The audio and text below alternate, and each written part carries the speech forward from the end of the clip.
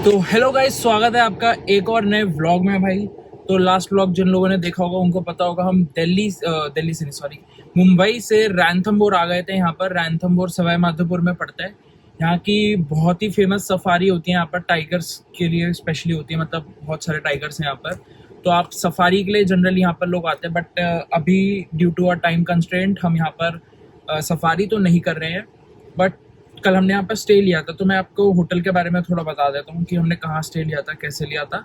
उसके बाद आज का प्लान बताता हूँ। होटल था अपना ये सामने आप देख रहे हो, जिंजर रैंथमबोर करके था ये, जो इसके पीछे ही ताज है। मतलब ये दोनों टाटा की जो ब्रांड्स है ना, उनके यहाँ पर है। ऐसी कुछ प्रॉपर्टी थी यहाँ पर काफ़ी, इन्होंने भाई बहुत अंदर बना रखी है। एक होता है सिटी के आउटस्कर्ट्स में होटल, और एक होता है उसके भी आउटस्कर्ट्स में होटल। ये उनमें से था, मैं रास्ता दिखाता हूँ। स्टे हालांकि कंफर्टेबल था भाई, मतलब बेड्स वगैरह और नाश्ता खाना ठीक ठीक था, सब अच्छा था। एंड हमें सही प्राइस पॉइंट पे मिल गया था, यानी कि क्या कहते हैं 6,300 में हमें 2 रूम्स मिल गए थे विद ब्रेकफास्ट। एंड उसके बाद हमने डिनर यहाँ कर लिया था, इनके रेस्टोरेंट यहाँ पर है।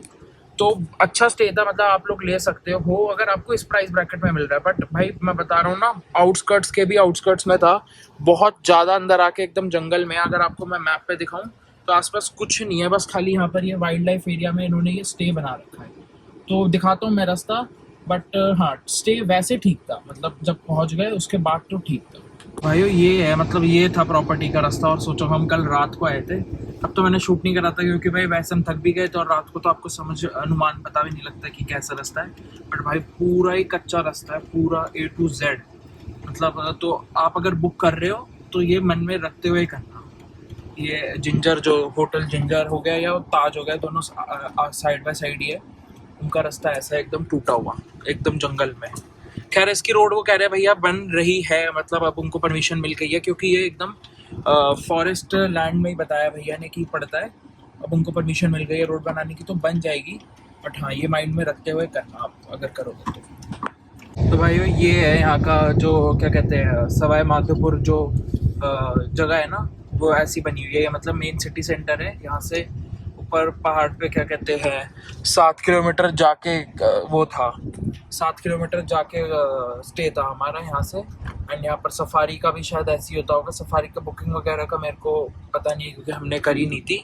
बट यहाँ पर मेन सफारी के लिए ही लोग आते हैं, जो टूरिस्ट आते हैं। इसकी हमारी लोकेशन है, यानी कि हम जा रहे हैं आज ग्रेटर कैलाश दिल्ली। तो वो यहाँ से मात्र ये लगा लो 4-5 घंटे की थी ऊपर से।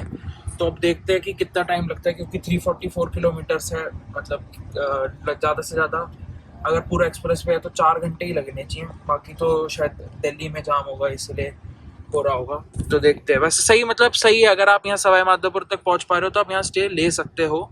एंड मतलब यहाँ सिटी सेंटर में आप देख लो मैप्स पे, तो सिटी सेंटर में ले लो आप ऊपर 7 किलोमीटर भी एक्स्ट्रा क्यों जाओ। तो देखते हैं चलो। बाकी रोड्स तो ऐसी है जो गांव की है ना, सारी सवाई माधोपुर की वो रोड्स तो सारी थोड़ी अंडर डेवलप्ड ही है। वैसे डेवलपमेंट भाई झूठ के बोलूँ यहाँ पर भी हो रहा है। कल जब हम एक्सप्रेसवे से उतरे तो वो रोड बना रहे हैं अंदर यहाँ तक आने की भी, क्योंकि भाई टूरिस्ट अट्रैक्शन है यहाँ पर, फॉरेनर्स भी बहुत आते हैं और जगह जगह से लोग आते हैं सफारी करने के लिए। तो कनेक्टिविटी, मतलब हर जगह कनेक्टिविटी इम्प्रूव करी तो जा रही है देखो। तो काम तो चल रहा है पूरे देश भर में।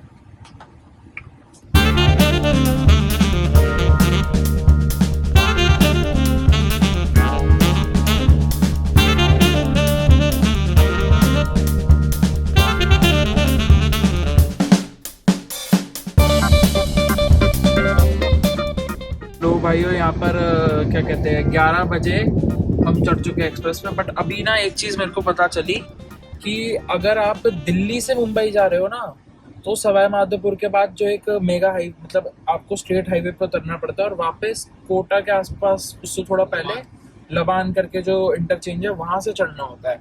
तो एक साइड का ही बना है, क्योंकि कल रात को भी जब हम आ रहे थे ना तो एक ही साइड का बना हुआ था।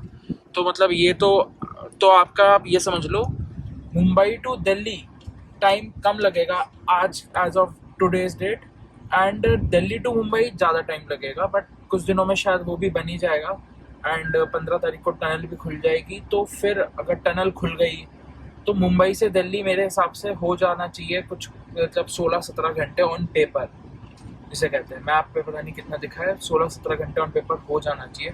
बाकी दिल्ली टू मुंबई जब हम जाएंगे तो मैं तब आपको टाइम बता दूंगा। अभी फ़िलहाल हम एक्सप्रेस पे चढ़ चुके हैं दिल्ली के लिए सवाई माधोपुर से। तो ये तो खैर अब पूरा बन चुका है, क्या कहते हैं, अब हम सीधा वहीं उतरेंगे फरीदाबाद वाले इंटरचेंज पे, क्योंकि हमें जाना है साउथ दिल्ली ग्रेटर कैलाश, वो मतलब वहाँ तक बन चुका है। तो जब हम उतर जाएंगे तो मैं आपको सारी कॉस्ट वगैरह बताता हूँ कि आपको कितनी लगती है मुंबई टू दिल्ली, क्योंकि जो कॉस्ट लगी है ना वो काफ़ी एक्साइटिंग है। मतलब क्या कहते हैं, वो एयरवेज के ऑलमोस्ट नेक टू नेक खर्चे पे ही हमें हमारी कॉस्ट लगे। तो मैं बताता हूँ जब एक बार हम एक्सप्रेस वे से उतर जाएंगे।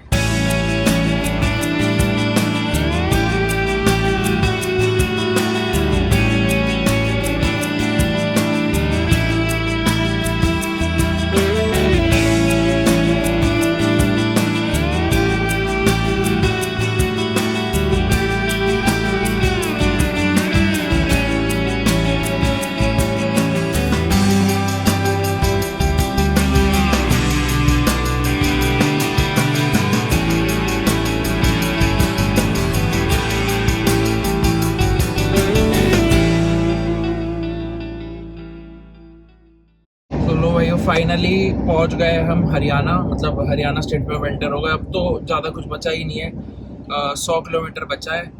एंड वही है, आपको अगर आप कंटिन्यूस चलोगे तो 20 से 21 घंटे में आप आराम से अभी अभी फ़िलहाल की स्टेट में दिल्ली पहुंच सकते हो मुंबई से। एंड अभी क्या कहते हैं, जब से हम एक्सप्रेस वे पे ही चल रहे हैं तो कुछ ज़्यादा दिखाने का तो है नहीं। बट हाँ, यहाँ का पैच भी अच्छा बना हुआ है, मतलब इस साइड का भी। तो बम्प, मतलब देखो रोड में बम्प्स तो हैं बट उतने ही नहीं है इस साइड के पैच में। वो गुजरात वाला जो पैच था बस उसमें ही हमें मिले ज़्यादा बम्प्स, और वो सीमेंटेड भी था। खैर उसका रीज़न हो सकता है क्योंकि भाई वहाँ बारिश भी बहुत ज़्यादा तगड़ी होती है। एंड जयपुर के बाद तो भाई एक से बढ़कर एक फूड कोर्ट, फूड स्ट्रीट के लो, पाथ रिचार्ज के लो, मतलब बहुत है जयपुर तक तो। इस हाईवे पे लोग आते भी हैं। खैर अभी ये वीकेंड गेट अवे बन चुका है दिल्ली वालों के लिए, तो इसीलिए बने हुए हैं। उनको दिखाता हूँ मैं अभी उतर के एक बार। मेरा भाई यहाँ तो एक से बढ़कर एक बना हुआ है अभी, और ऊपर से और यहाँ पे कुछ बन रहा है। या बीकानेर वाला स्टारबक्स हो गया, थर्ड वेव कॉफ़ी हो गई, क्या कहते हैं, उसके बाद KFC हो गया, इसके पीछे आया था मैकडोनल्ड्स, ओल्ड राव होटल। मतलब जयपुर के बाद तो भाई एक से बढ़कर एक आपको वो भी मिल जाएंगे, क्या कहते हैं, क्या कहते हैं, EV चार्जर वगैरह, वो सब भी मिल जाएंगे। तो जयपुर तक ही है, उसके आगे तो कुछ नहीं है। इसमें मैकडोनल्ड्स भी है उधर आगे जाके। अच्छा, और एक और चीज़ भाई, जो एक्सप्रेस वे होते हैं ना, इन पे जैसे इंडियन ऑयल पकड़ लो, चाहे जो भी, जैसे इंडियन ऑयल के सारे पेट्रोल पंप जो आते हैं वो company owned and company operated आते हैं। यानी कि स्वागत वाले इंडियन ऑयल, कोको बोलते हैं मतलब उसको, कि जो कि कंपनी वालों के ही होते हैं, जैसे इंडियन ऑयल का ही होगा। तो उनके वॉशरूम वगैरह थोड़े मेंटेन होते हैं। नॉर्मल के भी आपको मिल सकते हैं, बट नॉर्मल क्या होता है, मतलब वो फ्रेंचाइजी वाला जो पेट्रोल पंप होता है। एक्सप्रेस वे पे सारे वो होते हैं, क्या कहते हैं, कंपनियों, जितने मतलब इस वाले पे हमको मिले हैं, बाकी को पता नहीं। ये भी बात है कि ये वाला जो यह सब बन गया, क्योंकि यहाँ पर ये वाला खुले हुए मेरे हिसाब से बहुत टाइम हो गया। मतलब दिल्ली टू जयपुर वाले को तो बहुत ही टाइम हो गया। सबसे पहले खुल गया था लाल सोट तक खुला था, जितना मेरे को याद है। जब हम उसके बाद हर साल ही आ रहे हैं, क्योंकि हम हर साल आते ही हैं दिल्ली, तो तब से खुला हुआ है, इसलिए यहाँ सारी डेवलपमेंट हो गई। उधर का भी नया नया खुल रहा है, तो डेवलपमेंट कम है उधर अभी फ़िलहाल। तो अब जैसे हम फाइनली अपनी डेस्टिनेशन पे पहुंचने ही वाले हैं, मतलब अभी तो वैसे बहुत दूर है, बट अब हम फरीदाबाद वाला एग्जिट ले लेंगे तो एक्सप्रेसवे वाला पार्ट खत्म हो जाएगा एंड हम दिल्ली में एंटर हो जाएंगे कुछ देर में। तो अब बात कर लेते हैं भाई, अगर आप 4 लोग बाय कार ये ट्रिप प्लान करते हो, क्या कहते हैं, मुंबई टू दिल्ली, तो उस ट्रिप की क्या कॉस्टिंग आती है। तो माइलेज जो है, मैं हमारी कार ने 14 की दिया, तो फ्यूल कॉस्ट में उसके हिसाब से बता रहा हूँ, वो आप अपने हिसाब से लगा सकते हो।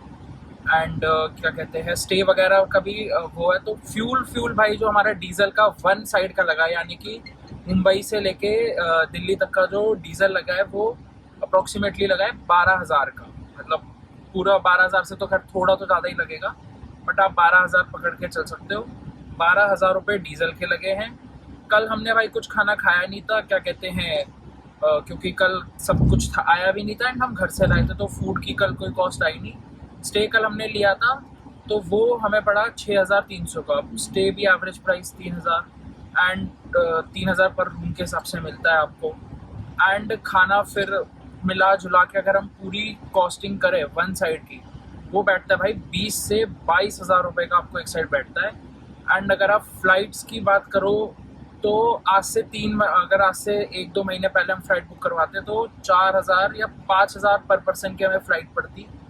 तो 20,000 से या 20,000 रुपये आपकी क्या कहते हैं फ़्लाइट की टिकट्स होती है। तो कार और फ्लाइट ऑलमोस्ट सेम ही पड़ते हैं। अभी मैंने क्योंकि इसके अंदर टोल का खर्चा नहीं मिलाया और क्या कहते हैं और भी जो मिसलेनियस होता है छोटी मोटी चीज़ें उसका खर्चा नहीं मिलाया, बट मिला जुला के फ़्लाइट और कार का सेम ही कॉस्ट रहता है। मतलब अगर आप कार से आने के प्लान कर रहे हो तो एंड भाई कार से आने का मतलब अपने अलग अलग फ़ायदे भी है, नुकसान भी है। जैसे कि अब हमारा टाइम ज़्यादा लगता है कार से आने में, फ़्लाइट से कम लगता है, तो वो सब तो आपके ऊपर है कौन सा मोड आप डिसाइड करते हो, बट कॉस्टिंग ऑलमोस्ट सेम आएगी। ट्रेन की अगर बात करें तो ट्रेन भी भाई आपको मुंबई से अगर आप अच्छी ट्रेन लेते हो 2 AC टाइप की कैटेगरी वाली जो ट्रेन होती है, जैसे क्या कहते हैं तेजस राजधानी चलती है सबसे बेस्ट, वो 15 घंटे लेती है। उसकी टिकट्स भी भाई 4,000 तक की होती है। तो कॉस्टिंग आपको ऑलमोस्ट हर उससे ऑलमोस्ट सेम पड़ेगी। कार और फ्लाइट में भी कार और फ्लाइट तो इक्विवेलेंट है, ट्रेन थोड़ी सी सस्ती आपको पड़ सकती है। तो ये पूरी कॉस्टिंग आती है जब आप दिल्ली टू मुंबई टू दिल्ली जो भी करते हो। एंड तो आना जाना वही है भाई, अगर आप राउंड ट्रिप करोगे तो 50,000 रुपये आपको लेके चलने पड़ेंगे अपने पास सिर्फ और सिर्फ ट्रैवलिंग के लिए। मतलब 4 दिन में 50,000 रुपये का पूरा हो जाता है। एंड टाइम वगैरह की बात करूँ तो भाई क्या कहते हैं दिल्ली मुंबई एक्सप्रेस वे जो है अभी देखो पूरा नहीं बना है, जैसे कि सबको पता है महाराष्ट्र में बिल्कुल भी पार्ट नहीं है एंड ऑल। तो दिल्ली मुंबई अगर पूरा बन जाए तो शायद ये सब चीज़ें चेंज हो जाए, क्योंकि भाई 8,000 आपके स्टे वगैरह के भी कम हो जाएंगे, बट देखते हैं वो कब तक पूरा बनेगा। तो टाइमिंग अगर आप कंटिन्यूसली ड्राइव करते हो विद क्या कहते हैं शॉर्ट ब्रेक्स, तो मेरे हिसाब से आज की डेट में एज ऑफ क्या कहते हैं 8th और 9th में, तो आज की डेट में आपको 20 से 21 घंटे लगते हैं। पहले ये जो टाइम था आज से क्या कहते हैं 2022 के टाइम में अगर मैं बताऊं तो मुंबई से लगते थे क्या कहते हैं आपके 26-27 घंटे। मतलब आप जिस दिन दिल्ली पहुंचते थे सेकेंड डे उस दिन 7 बजे पहुंचते थे। एंड अभी हम जो है अगर अच्छे से हम होटल से जहाँ पर हमने कल स्टे लिया था वहाँ से अगर हम 8 साढ़े 8 तक निकल जाते तो फिर हम पहुँच जाते 12-1 बजे तक। तो आप मतलब टाइम क्या कहते हैं प्रैक्टिकल टाइम अगर देखा जाए तो भाई 6-7 घंटे कम हो चुके हैं इतना सारा एक्सप्रेस वे पार्ट खुलने के बाद। तो ठीक है अभी इंफ्रास्ट्रक्चर धीरे धीरे इम्प्रूव हो रहा है, जब पूरा बन जाएगा तो आई गेस 15 घंटे ही रहेगा दिल्ली बाय कार।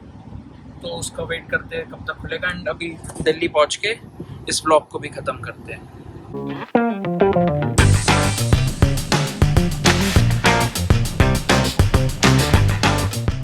भाई फाइनली हम लोग पहुंच गए थे, क्या कहते हैं 3:30 बजे हम यहाँ पर पहुंच गए थे दिल्ली जहाँ भी हमें आना था। तो वही है अप्रोक्सीमेट टाइम वगैरह सब मतलब 21 घंटे के आसपास लगे driving time. And I hope आपको ये जर्नी जो है अच्छी लगी होगी और आपने ब्लॉग इतनी एंड तक देख लिया है तो इस ब्लॉग को लाइक कर दो, चैनल को सब्सक्राइब कर दो, क्योंकि आगे जाके और भी नई ट्रिप्स के ऊपर वीडियो डालेंगे और मैं ऐसी इन्फॉर्मेशन आपको देता रहूँगा। एंड अभी मैं आपको दिल्ली टू मुंबई का भी अपडेट दूंगा, क्योंकि दोनों के लिए अलग अलग है, क्योंकि दिल्ली टू मुंबई में बीच का कुछ रास्ता नहीं खुला तो उसमें क्या अपडेट है क्या नहीं, वो सब मैं आपको दूंगा नेक्स्ट वीडियो में जब हम जाएंगे अपने घर। तो तब तक के लिए टाटा बाय बाय।